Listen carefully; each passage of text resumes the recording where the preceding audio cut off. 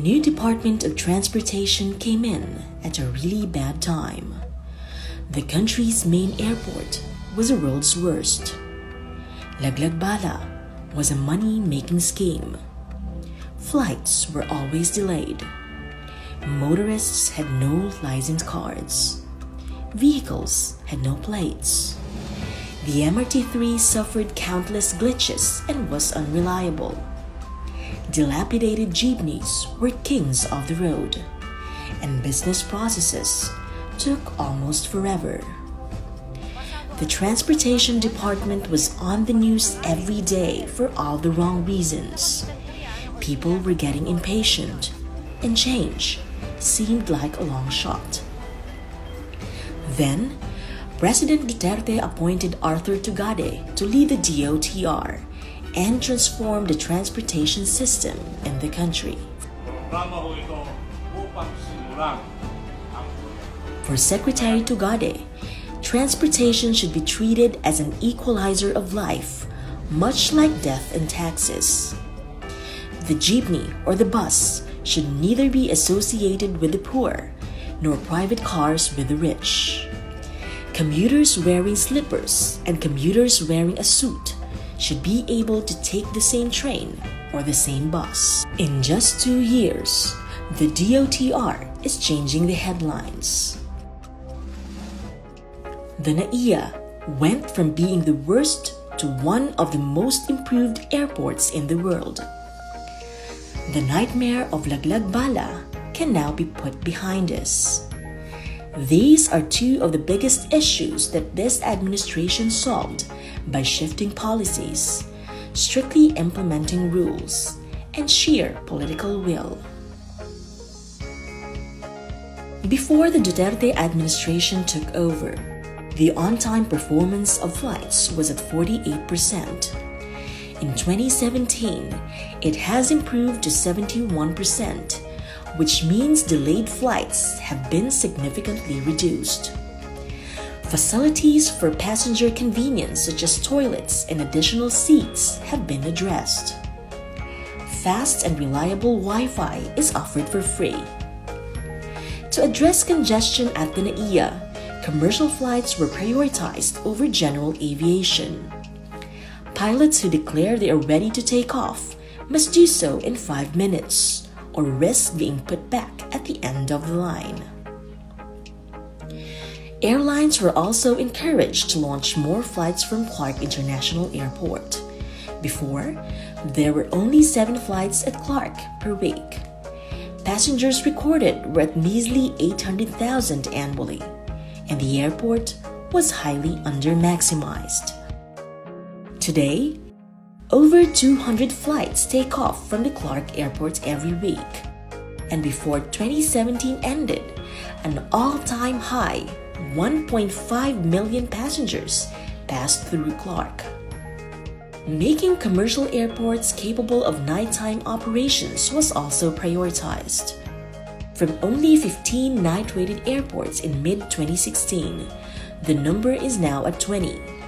And this year, 3 more are being night-rated, which means domestic flights do not have to be crammed during daytime, as well as more schedule options for passengers. In January 2018, the satellite-based Communications Navigation Surveillance Air Traffic Management System was inaugurated. This project, which aims to make the airspace safer, comes with a control center and 10 additional radars, which increases the number of our air traffic radars from 3 to 13. The project was initiated in 2009. DOTr CAAP completed the project in a year and a half. Airports all over the country are also being improved and developed. From 2017, 3 airports were completed and inaugurated.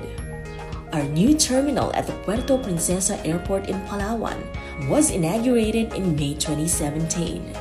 It can accommodate to 1.9 million passengers annually.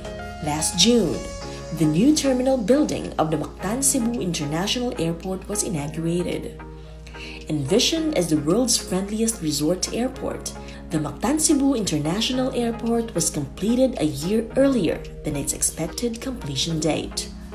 Lalo Airport was also inaugurated earlier this year. It is equipped with a 2.1-kilometer runway, which is designed to accommodate bigger aircrafts. In the first half of 2018, 4 airports have been given a facelift with improved passenger terminal buildings and wider runways. Tuguegarao Airport in the north, Virac Airport in Catanduanes, Tacloban Airport and Maasin Airport in the Visayas, and San Vicente Airport in Palawan. Other airports are also scheduled to open soon. In October, we will open the country's first eco-airport in Bohol, Panglao, utilizing green and sustainable structures and technologies.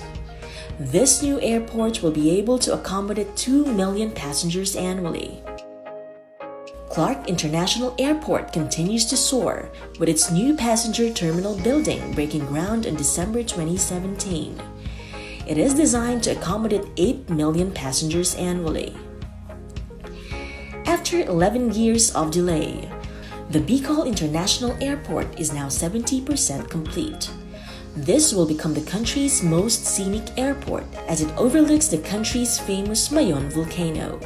Let us now go to updates on the railway sector.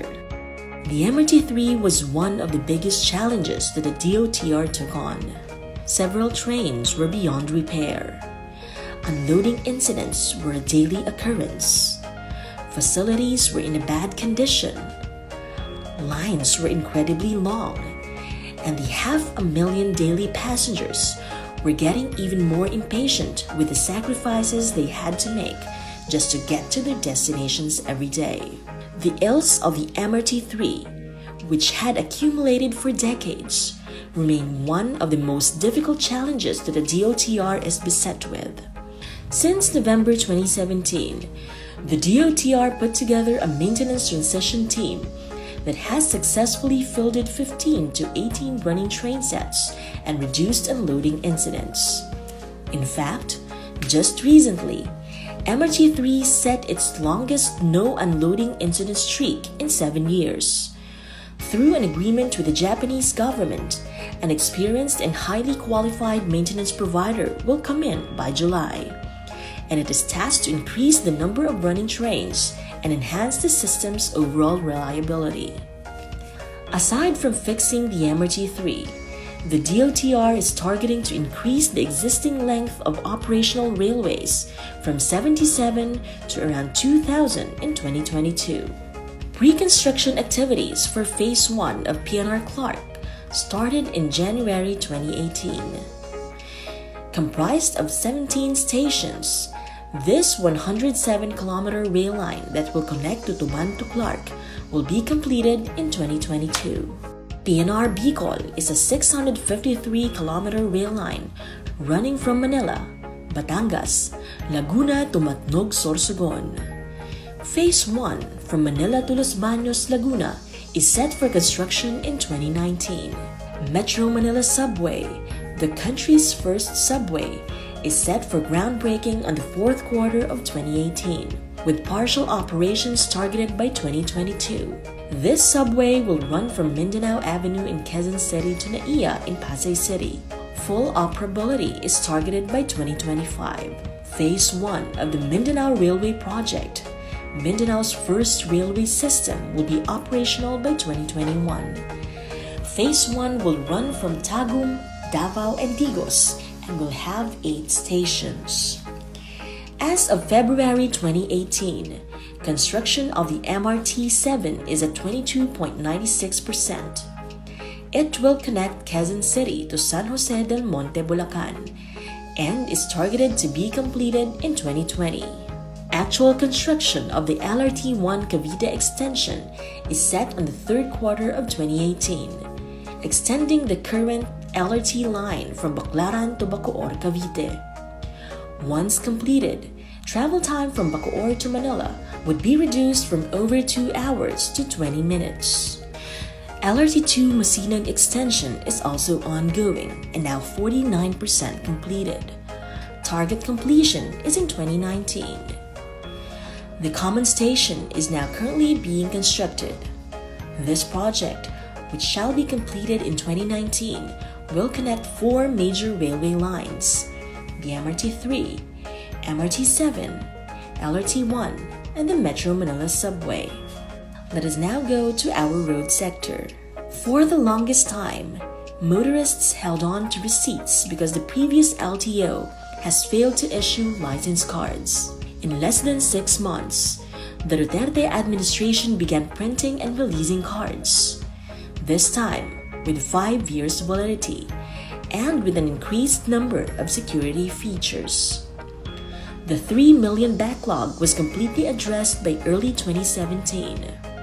Online appointments for license applications is now available. If motorists did not have licenses, vehicles didn't have plates. But earlier this year, LTO inaugurated a plate-making facility so that the government may now manufacture plates on its own, ensuring a faster and more efficient production. Since July 5, the LTO began to release vehicle license plates by batches nationwide. Before, old and dilapidated jeepneys were considered as kings of the road. Now, with the PUV modernization program, Filipino commuters will soon be riding the new kings of the road, safe, secure, and environment-friendly vehicles. Intermodal terminals are likewise being built from passengers entering Metro Manila. Parañaque ITX, which is now at 93.91% completion in the southwest, Taguig ITX in the south, and North ITX in Bukawe, Bulacan. The DOTr also gave accreditation to the Eastern Transport Terminal in Marikina and Santa Rosa Transport Terminal in Laguna. At sea, ports all over the country are in need of rehabilitation and improvement. The DOTr, together with the Philippine Ports Authority or PPA, aggressively modernized one port at a time to increase their operational efficiency. From 2016 to May 2018, a total of 129 commercial port projects were constructed, rehabilitated, expanded, and modernized. 4 social and tourism ports were completed from 2016 to 2017, while 24 are undergoing construction. 59 more are programmed to be constructed in 2018. The country's first barge terminal is also on its way for completion. The Cavite Gateway Terminal, located in Tanza, Cavite, is being constructed to reduce road traffic by approximately 2 kilometers of truck line. The PPA has also completed a total of 4 passenger terminal buildings to accommodate increasing volume of passengers at the ports. Meanwhile, engineering works for the construction of 18 rotor ramps were completed since July 2016. Lighthouses have also increased their operational efficiency. From only 113 operational lighthouses in 2014, DOTr was able to increase the number to 552 in 2017. The Philippine Coast Guard is now better equipped than ever, making them more capable of protecting our coasts, marine environment, and our people. To make sure that all these projects are delivered efficiently, the DOTr takes the streamlining of business processes and the issue of transparency, good governance, and accountability very seriously. Across the board, business processes are being simplified and streamlined. Before, it used to take 15 days before a seafarer could be issued a seafarer's book. But today, the process would only take 1 day. An online application process has also been launched by Marina to cater to the needs of seamen. PPA, on the other hand, implemented an e-permit system and e-payment nationwide as a faster alternative for submitting applications by port users. Under Secretary Tugada's leadership, the DOTr was able to spend 83% on its budget and infrastructure projects in 2017. This simply means that the people's money is returned to the public in the form of projects and initiatives. Also, Those who owe government give the government its due. Case in point are the PAL's 6 billion debt and the non-remittance of CAAP of its dividends. For 2 years, GOCCs under the DOTr, such as CAAP, PPA, and the MIAA, have been remitting record-breaking dividends amounting to billions to the national treasury. To uphold transparency, bidding processes within the DOTr are now being streamed online, and it is among the top-performing agencies in implementing freedom of information. DOTr's social media accounts was ranked as one of the top government social media accounts in terms of reach and engagement. Finally, the DOTr is also cracking down on all corrupt officials and employees in the department. Apart from dismissals within DOTr, officials and personnel from attached agencies were likewise sacked for corruption allegations. The DOTr now carries with it values of hard work and incorruptibility. Watch as the new DOTr transform the state of transportation in the Philippines.